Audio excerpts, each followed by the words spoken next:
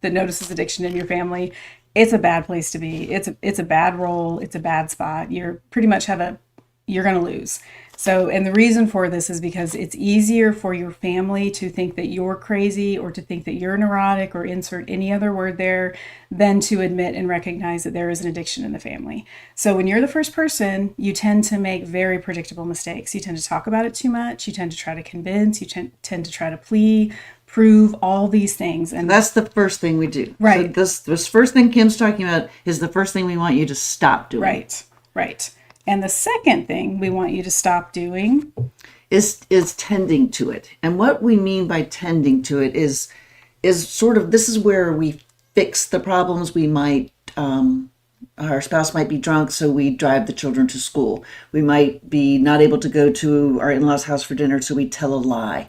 The boss might call and say, where is he? Oh, he's really sick. Mm-hmm. We lie to it. We go to school meetings because your child's not going because he's out using drugs, and we go and say, I'll get him here. Yeah. We ask them, we ride them. We ride them to do their things. All of this is just for us to feel better about it so that it doesn't maybe unravel as much as it's going to unravel. Right. And even another kind of sideways point when we tend to it is if you're the first person in the family to see it, then you probably want to start doing things differently. But the other family members don't want you to do things differently because remember, they don't see the addiction.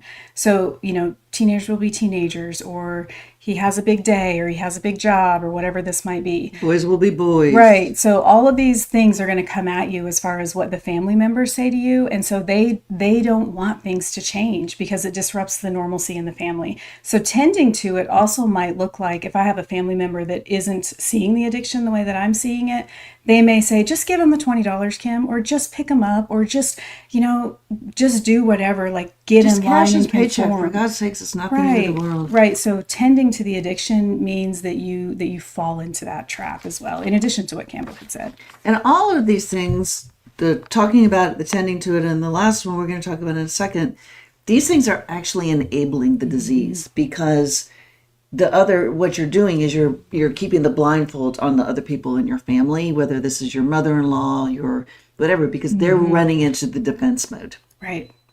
And so as we do these things, no one else can see it, which means the disease is just out there marching along its merry way, getting bigger and bigger and bigger and bigger. And we are only getting more talky, more tendy. And then the third thing we want you to stop doing is being pissed off. Yeah. Because that's not helping the situation. It is actually feeding it. And most importantly, and I think this is one of the things we talk about a lot with our clients, is when we are pissed off, sad, lonely, completely fixated on this, I call it dancing around the merry-go-round of addiction, is we're stealing from our own lives. Mm-hmm. We are not functioning well at work. We are not seeing our friends. We are depriving ourselves of pleasure. We aren't taking care of ourselves as well. We're not doing fun things because if I'm not at home to stop it, he'll use more. Or if I go on a vacation with my girls, what will happen? I can't leave my husband with my children because he'll drink. Mm-hmm. And so we just, as we do these things more and more, we rob from us. Right. And the other part we want you to stop being so mad is because you become the scapegoat in the family. And so when you're mad and you're always in a bad mood, and you lose credibility. And so remember, if you're the first person or one of the only people, when you have a bad attitude, when you're constantly talking about it, when you're constantly mad, nobody wants to hear it. And so everything you say at that point becomes null. So you don't want to give your power away. So what do you do instead? Like what do we do? Because these are the top three things to stop doing. So what should you do instead? What do you think the first thing they should do? And the first thing they need to do is recognize that you are not in control of this bad boy, and you better figure out what you got going on. So I think you need to do, like, if we go back to even in our coursework, so we talk about the reeling stage, which is when we're doing all of these things that we're talking about. That's not a good feeling. The word reeling is negative, in my opinion. Mm-hmm. Then we go to the learning stage, and the learning stage is become educated, figure out what's going on, be quiet. Start listening to counselors, start reading, start figuring out. But be careful in the learning stage to not get conflicting advice. Oh, yeah.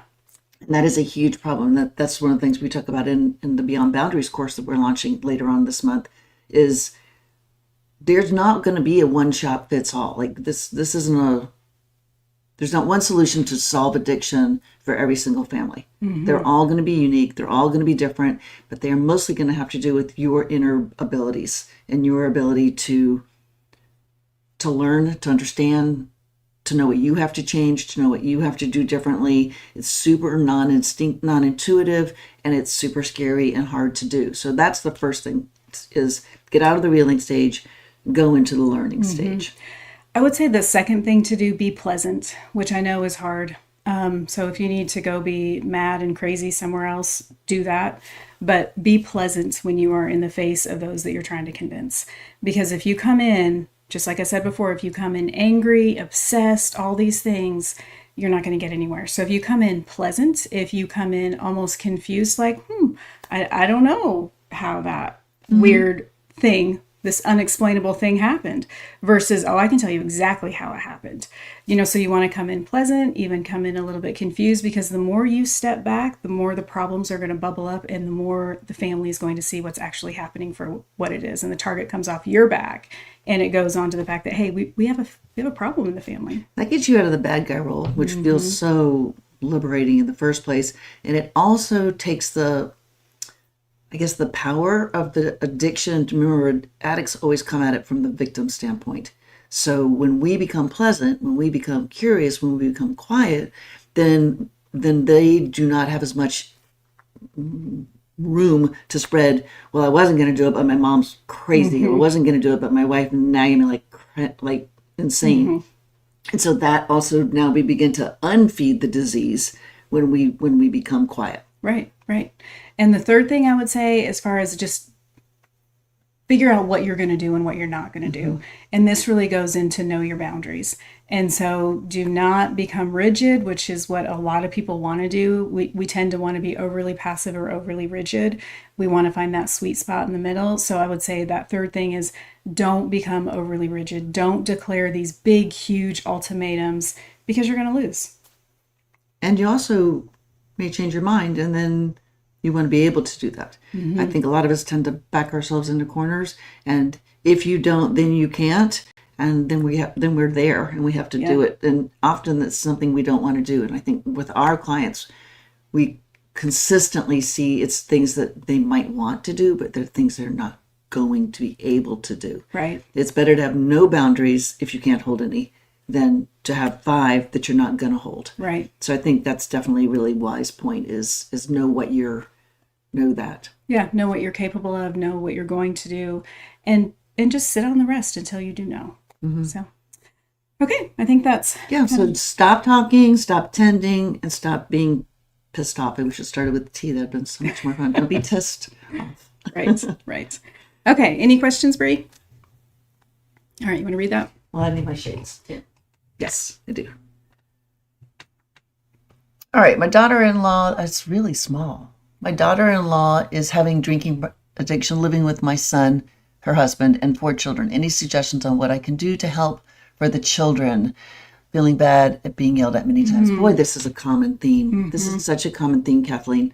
You said something yesterday in the live call, which I thought was really good about somebody in the situation, was to, depending on the age of the children, is sort of validate. You see what's happening, and then you to get the child, directly to the child, right? If they're old enough. And this little girl yesterday was 8, and we decided that 8 was definitely old enough. Even probably 6. Like, I'm sorry that's happening. It's not cool, but unfortunately, I can't help you out. I can't get that to stop.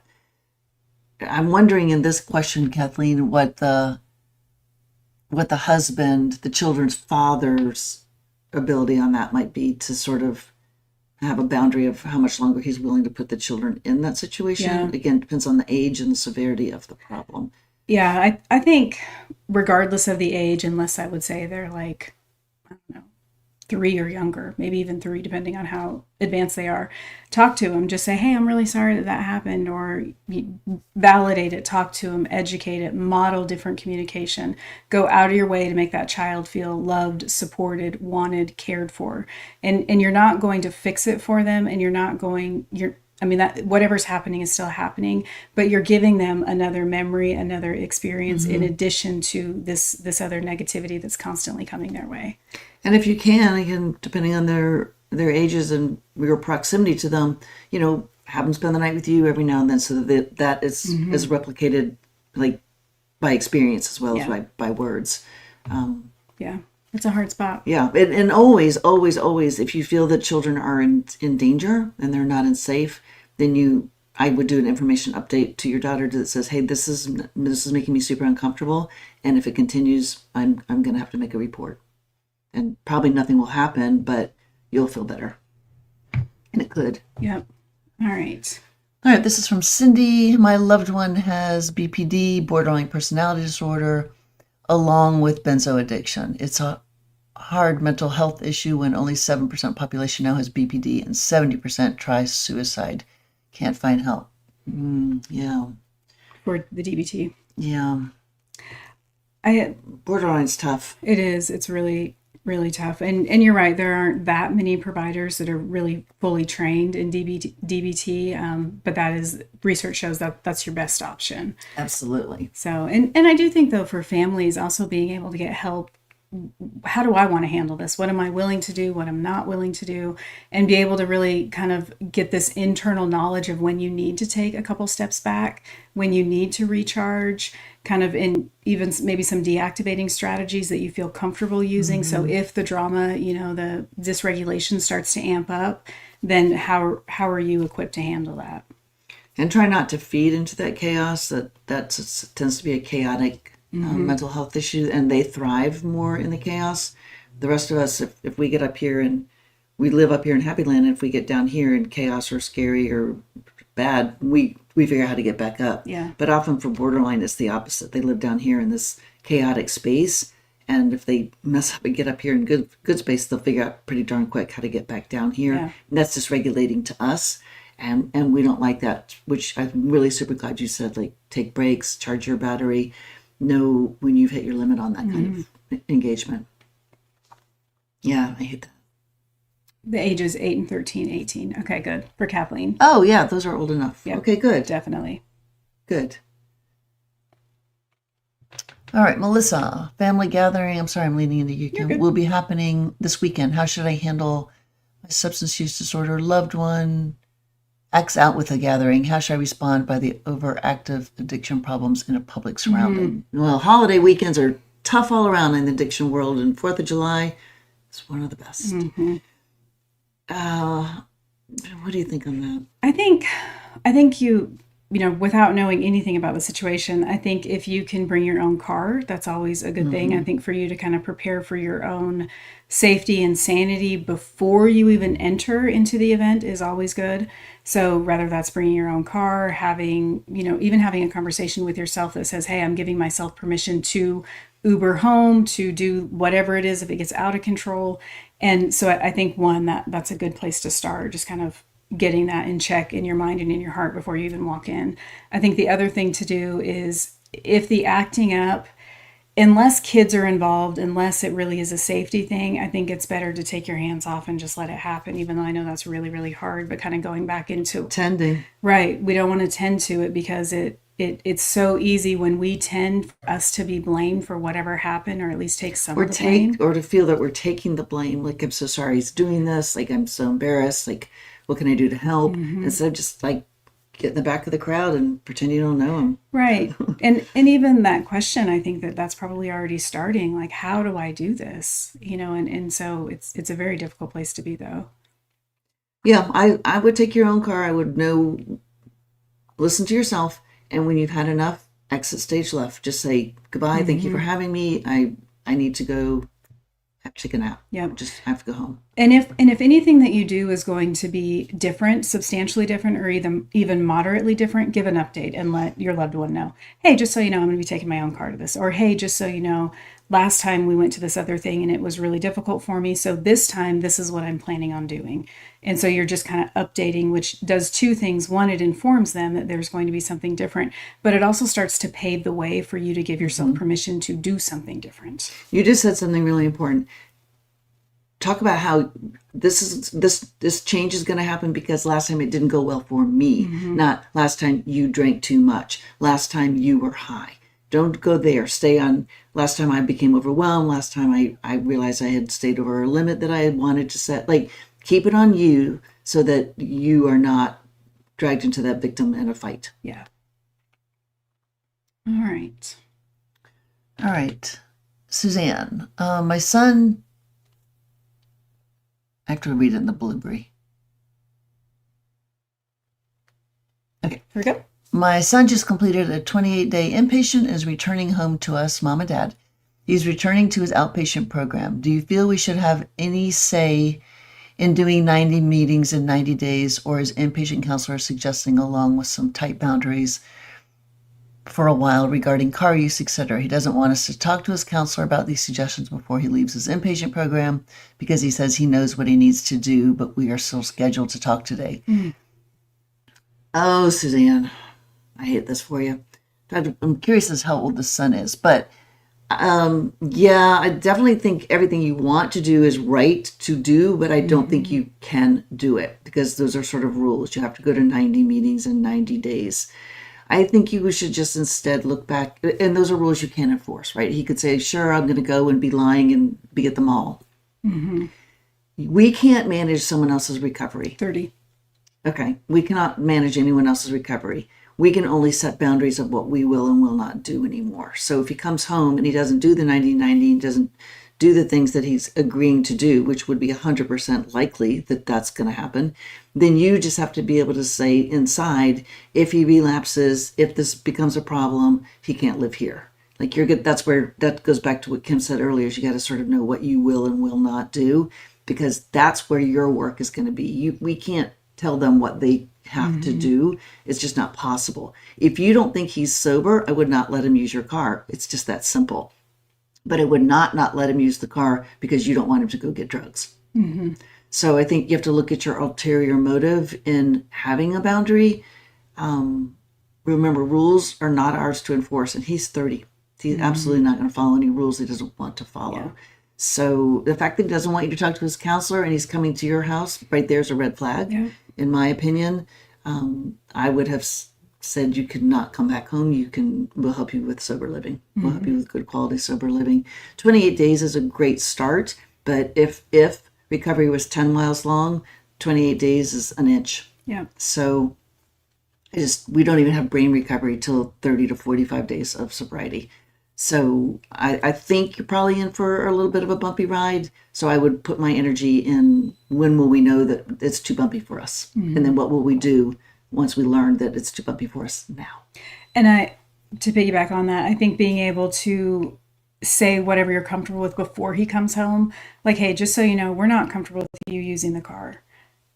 So yeah, if that's where you're at, just an example, whatever that is. All right, I'm trying to understand why I'm so heartbroken. I'm getting divorced from my addict ex, but I have to protect my peace now. Because it's sad. It is sad. There's a ton of grief in loving somebody that has addiction or struggles with addiction. And a lot of times that grief isn't discussed. It's not validated. It's not understood. So you're losing something huge. This is a serious loss of dream, you guys. Addiction is a loss of dream, whether we leave them and we don't have anything else to do with them again, or we have to mourn what could have been, or mourn where we sort of saw things going. And this is true for spouses, partners, as well as children, kids, because nobody walks down the aisle so they can be married to an addict, and no one has a baby so they can have an addict child. Right. So it's huge grief. It's not talked about very much in addiction. It's also a lonely grief, because when our mom dies or our dog dies, there are cards and casseroles and the church is around, and there are services, and there are processes that let the grief sort of dissipate out into the world. And with addiction, there's none of that. There's good support groups if you can find them. There's support for us, but it's not necessarily around the grief. Right. And so that's what I call disenfranchised grief, which means it doesn't really have anywhere in the world to go. So it just sort of sits right here. But you're just going to have to mourn it because it's sad. I'm sorry. All right. This is from Diana. My eldest daughter, who's 15, does not want to have any contact with her father, who struggles with substance abuse, alcohol. I separated from him when she was 3, and he has lived overseas since. They have not had much contact over the years. Now she wants to cut off contact completely. I'm worried that she might regret this decision later on in life. She might not. She might not. She might. Yeah. I think the fact that you're concerned about it just shows your commitment to her. But I think as far as she's 15, she's making the decisions that she's making. She may or may not regret it. So, I mean, it sounds to me that she unfortunately hasn't really had a relationship with her dad. And so it's easier to, I don't know how to word this, but if you don't have something, you don't really mourn It's easy to not miss it. right, because you never really had it. So I don't really see it as I mean, I do see it as a loss for her in the fact of what could have been had her father been different. But who her father really is and her actual experience of the father-daughter relationship, she hasn't really lost much because she never really had much.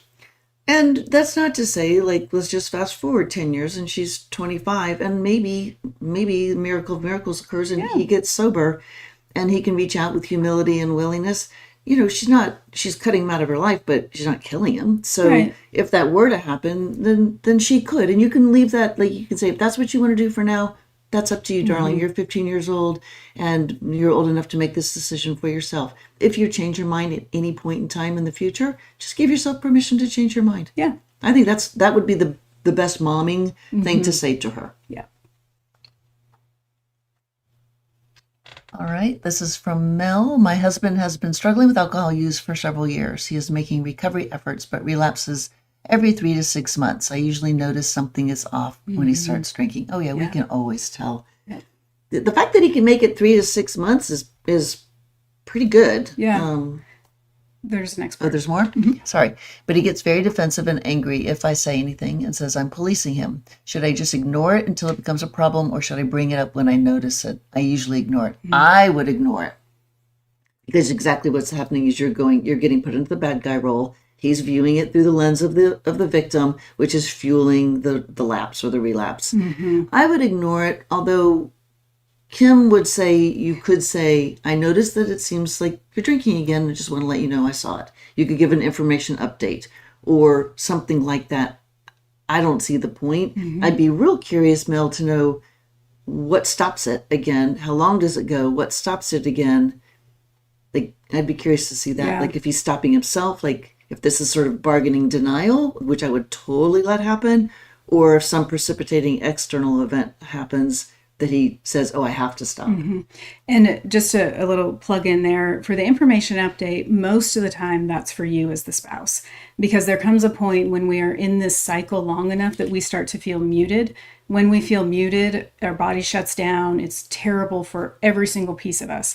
And so by simply giving an update that says, hey, I don't want to play this game anymore. I could be wrong. I hope I'm wrong, but it seems like you're drinking. I'm going to go for a walk. I don't want to do this right now. And that's just an update. But what you hear on that is I'm not being muted. I'm not minimizing anything that I'm experiencing. I'm also not picking a fight. They may want to pick a fight back. I don't have to engage. And so I do think that it's a really delicate place of, do I update? Do I not? With the bargaining, we want to be able to let that bargain play out so that we don't get pegged as the bad guy. But if this is just a cycle that is just kind of a repetitive cycle, you may need to say something for you. Yeah. I would like to know more on that one.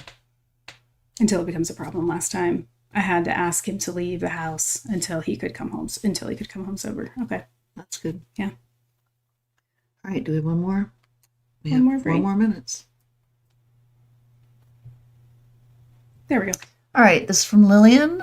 Hi there. Is it dangerous for me to refuse money to my addicted 36-year-old son when he doesn't have meds in place? Please. I think it depends on the meds. Yeah, me too. I think it really depends on the medication.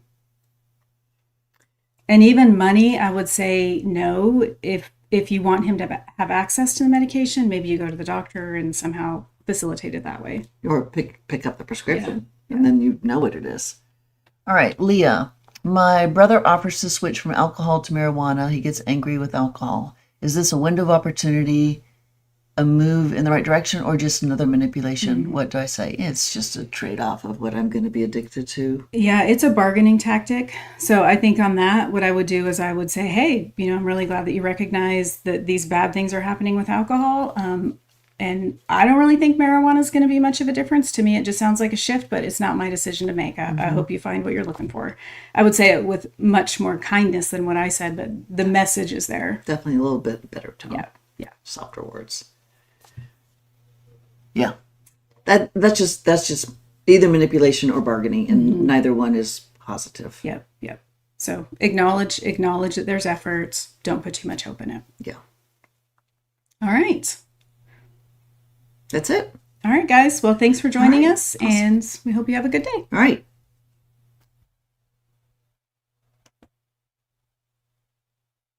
Perfect. All right. What time do you want to meet tomorrow?